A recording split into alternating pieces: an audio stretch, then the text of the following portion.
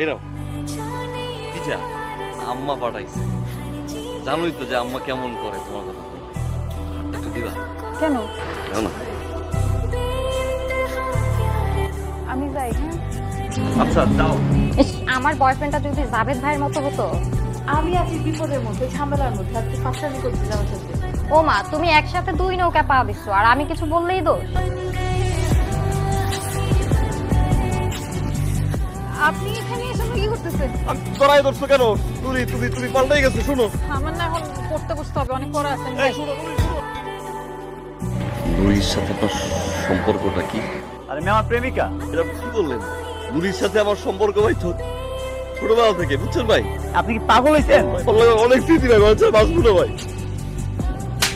আমি কবে বলছি আপনাকে আমি ভালোবাসি? আপনি শহরে আসেন, আমার গ্রামের মানুষ, এই জন্য আসেন, সুন্দর করে দুটো কথা বলি, দেখা করি। তার মানে কি আমি আপনার ভালোবেসে ফেলছি? আপনি এগুলো ভেবে ফেলবেন? আপনি যদি নেক্সট টাইম আমার সামনে আসতে চেষ্টা করতেন না, তো আপনার খবর আছে।